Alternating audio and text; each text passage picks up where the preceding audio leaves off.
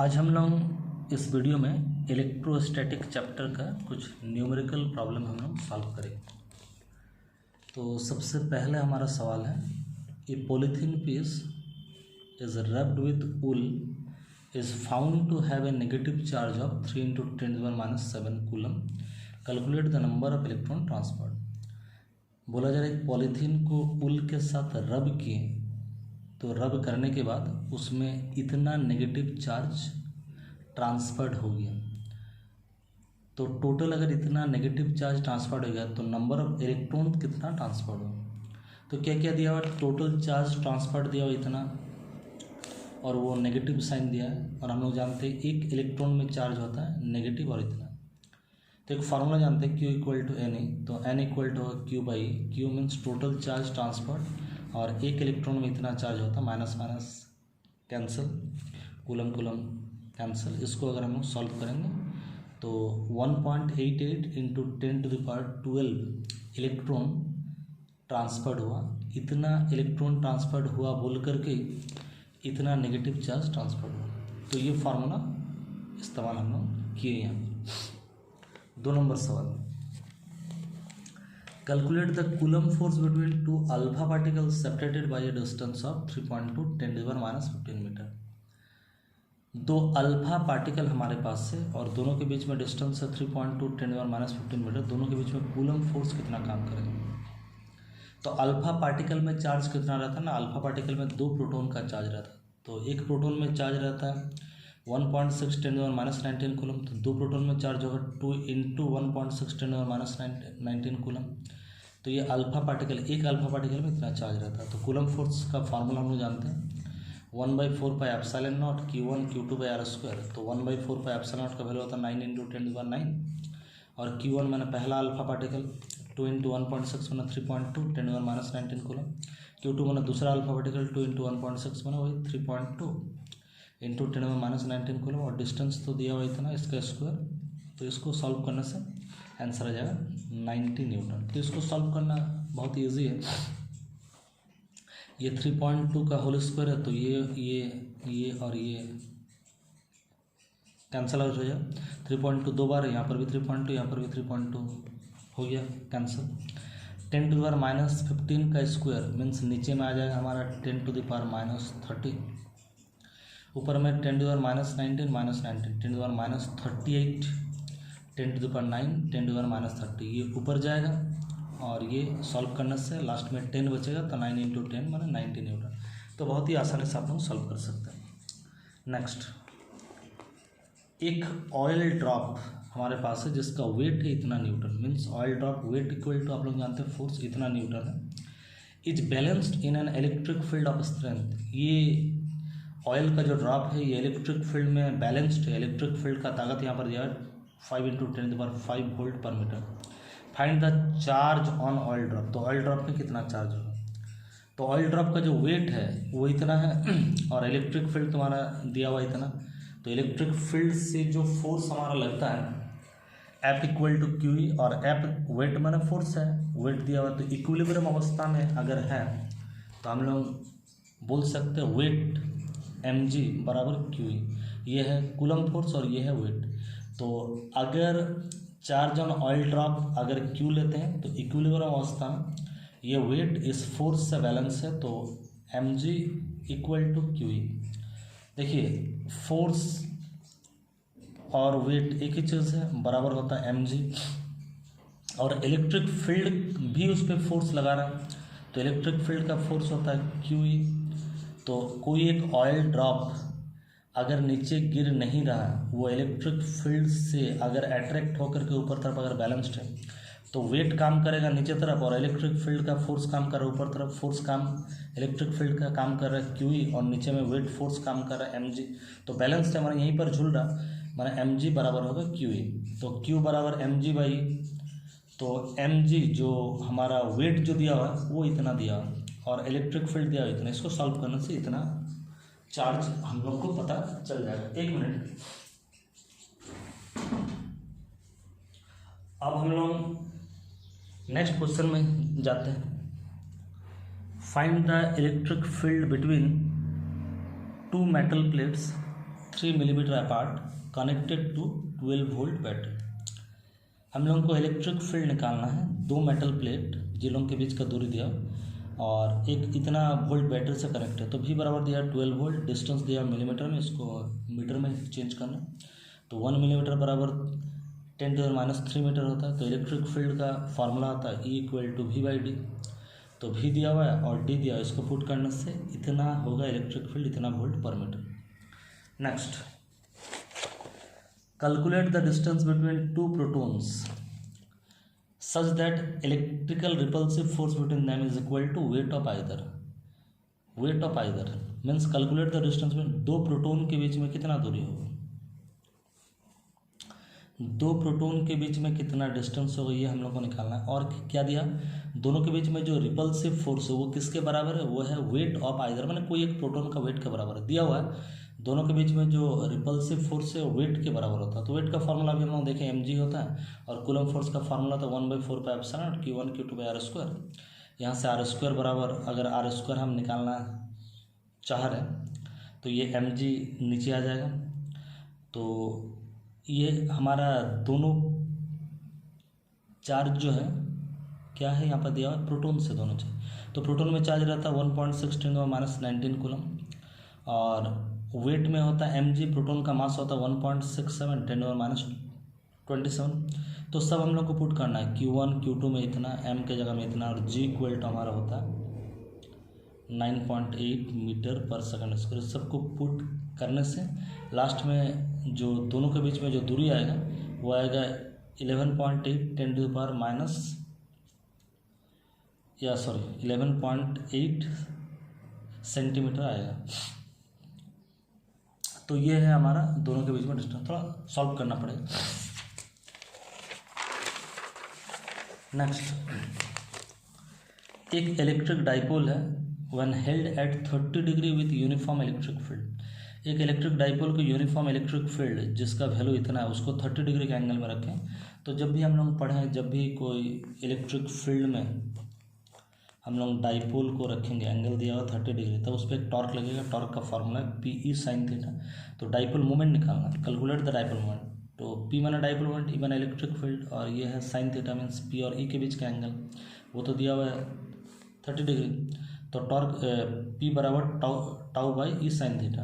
तो टॉर्क तो दिया हुआ इतना, E तो दिया हुआ इतना और sin theta sin 30 means half. इसको सॉल्व करने से इतना coulomb metre, not centimetre, coulomb metre.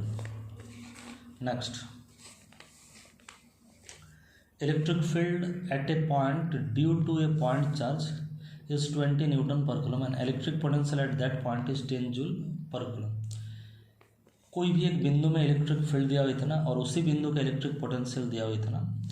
तो अभी हम लोगों को निकालना calculate the distance of point from the charge. तो वो पॉइंट चार्ज से कितना दूरी में है, यहाँ पर हमारा चार्ज है तो चार्ज से वो बिंदु कितना दूरी है, ताकि यहाँ पर E दिया हुआ है, इस बिंदु का E दिया हुआ है 20 न्यूटन पर कूलम और इसी बिंदु में भी दिया हुआ है 10 जूल पर कूलम। तो हम लोग जानते हैं E = V/R, तो R = होगा V/E। V दिया हुआ 10, ये 20, तो R है डिस्टेंस कितना 0.5 मीटर। अब सेकंड है, डिस्टेंस तो निकल गया, सेकंड है चार्ज निकालना है। तो चार्ज पोटेंशियल का फार्मूला होता है, यहाँ पर का पोटेंशियल का फार्मूला होगा 1/4πε Q/R। पोटेंशियल तो दिया ही हुआ, तो Q = क्या होना चाहिए 4πε0 R × V, ये Q होगा। तो हम लोग जानते हैं 1/4πε0 का वैल्यू होता है 9 × 10⁻9। तो सिंपली 4πε0 का वैल्यू होगा 1/9 × 10⁻9। R दिया 0.5 और वोल्ट दिया 10, तो इसको सॉल्व करने से इतना कूलम चार्ज हो जाएगा हमारा। नेक्स्ट, एक पैरेलल प्लेट कैपेसिटर का कैपेसिटी 4 माइक्रोफराड से इंक्रीज हो गया 80 माइक्रोफराड जब एक डाइलेक्ट्रिक डालें, तब वो डाइलेक्ट्रिक कांस्टेंट कितना होगा। तो डाइलेक्ट्रिक कांस्टेंट का फॉर्मूला ही होता है कैपेसिटी विद डाइलेक्ट्रिक मीडियम और कैपेसिटी विद फ्री स्पेस। तो कैपेसिटी जब डाले तब तो 80 हो गया और कैपेसिटी जब नहीं, मैंने जब डाइलेक्ट्रिक जब डाले थे तब कैपेसिटी 80 हो गया और जब नहीं डाले थे डाइलेक्ट्रिक तब कैपेसिटी था 4। तो डाइलेक्ट्रिक कांस्टेंट मैंने कैपेसिटी विद डाइलेक्ट्रिक जो है 80 और कैपेसिटेंस इन फ्री स्पेस जो था 4, तो 80/4 मीन्स 20, ये होगा डाइलेक्ट्रिक कांस्टेंट का वैल्यू। नेक्स्ट, एक स्क्वायर है जिसका साइड है, इधर भी साइड ए स्क्वायर का सब तरफ का साइड होता है ए, और सभी कोना में एक एक चार्ज रखा हुआ है। तो हमको क्या निकालना है, electric potential at the electric potential और इलेक्ट्रिक फील्ड इंटेंसिटी इस सेंटर में हम लोग को निकालना है। तो अगर ये डिस्टेंस ए है, ये डिस्टेंस अगर ए है, तो ये पूरा डिस्टेंस पाइथागोरस जो हमारा थ्योरम है उसके आधार पर ये पूरा h square equal to p square plus b square, h square equal to p square plus b square, तो पी स्क्वायर का जगह में ए दिया, बी स्क्वायर का जगह में ए दिया, तो h square equal to a square और h square equal to root two a, मैंने ये पूरा ठो है हमारा रूट टू ए। तो ये पूरा ठो यहाँ से यहाँ तक अगर रूट टू ए होगा तो यहाँ से यहाँ तक क्या होगा, root two a by two, तो root two a by two होगा a by root two, means यहाँ से यहाँ तक का दूरी या तो यहाँ से यहाँ तक का दूरी या तो यहाँ से यहाँ तक, मीन्स चार्ज से सेंटर तक का दूरी हमारा कितना, ए बाई रूट टू, यही निकाला। तो पोटेंशियल एक स्केलर क्वांटिटी, टोटल यहाँ पर पोटेंशियल कितना होगा, इस चार्ज के लिए पोटेंशियल जितना है इसके लिए भी उतना ही होगा, इसके लिए भी उतना ही होगा, इसके लिए भी उतना ही होगा, क्योंकि सब समान डिस्टेंस में और समान चार्ज है। तो पोटेंशियल सीधा इसके लिए जितना होगा, चार्ट है तो 4 इंटू पोटेंशियल का formula 1/4 pi epsilon q by r, r means ये जो दूरी है वो कितना है, ए बाई रूट टू है। तो रूट टू हमारा ऊपर उठ गया, तो क्यू रूट टू 4 और 4 कैंसल आउट हो गया, पाई एप्सिलॉन नॉट, ये हमारा पोटेंशियल। लेकिन इलेक्ट्रिक फील्ड इंटेंसिटी हमारा एक वेक्टर क्वांटिटी, इसीलिए इलेक्ट्रिक फील्ड इंटेंसिटी इस चार्ज के लिए यहाँ पर इलेक्ट्रिक फील्ड इंटेंसिटी इधर होगा, इस चार्ज के लिए यहाँ पर इलेक्ट्रिक फील्ड इंटेंसिटी इधर होगा।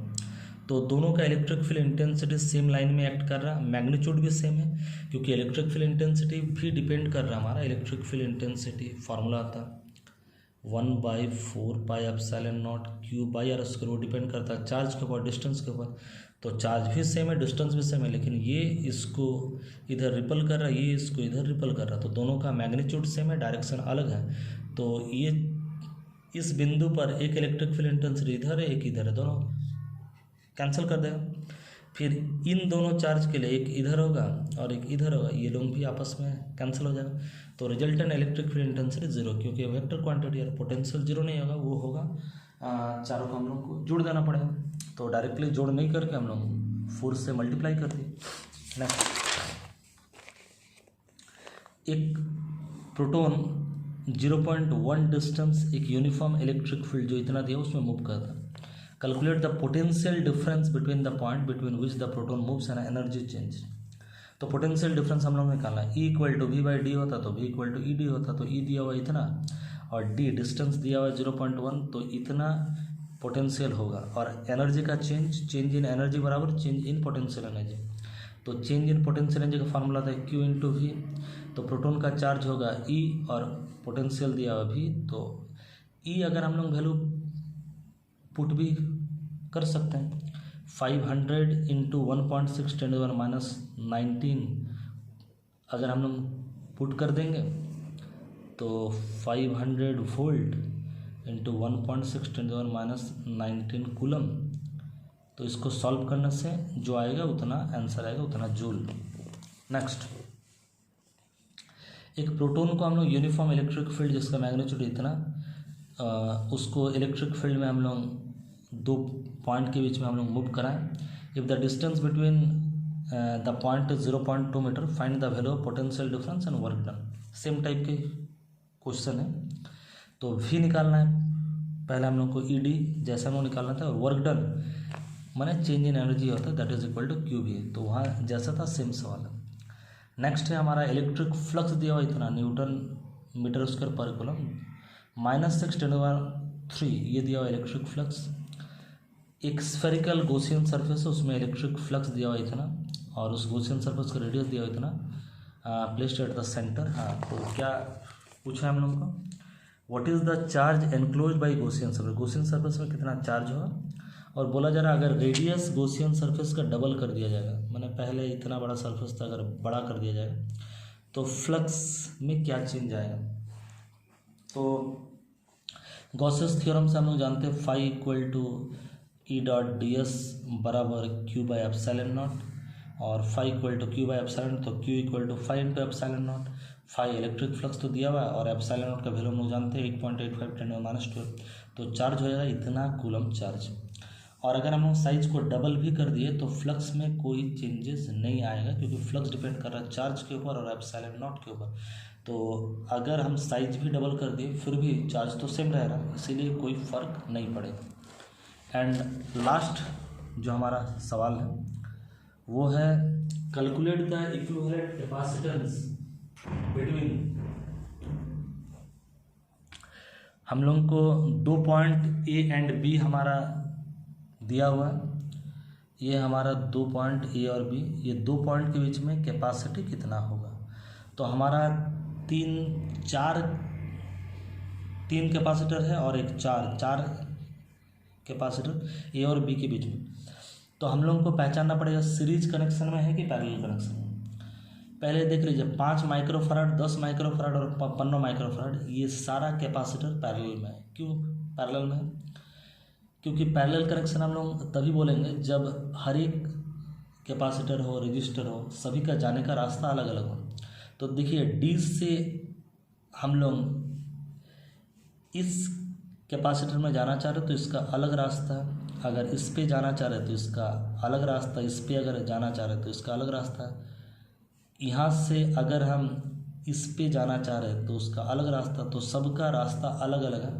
मीन्स 5 माइक्रोफराड, 10 माइक्रोफराड और 15 माइक्रोफराड, ये तीनों पैरेलल में। तो पैरेलल में फॉर्मूला क्या होता है, सबको जोड़ देंगे। तो 5, 10 और 15 को जोड़ने से होगा 30 माइक्रोफराड।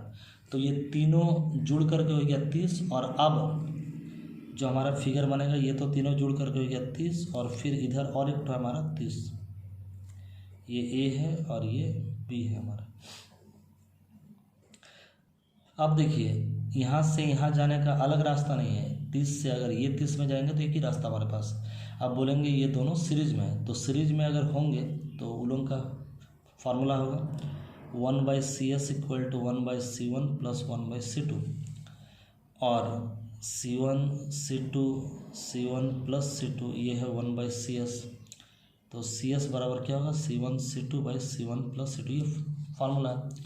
तो C इक्विवेलेंट माना फाइनल जो कैपेसिटी है हमारा C1 plus C2 means 30 plus 30, तो 3 इंटू 3 9, तो ये हो जाएगा 900 और ये 60, तो उसको डिवाइड करेंगे तो 15 माइक्रोफराड, ये आंसर। तो इस वीडियो में बस इतना ही।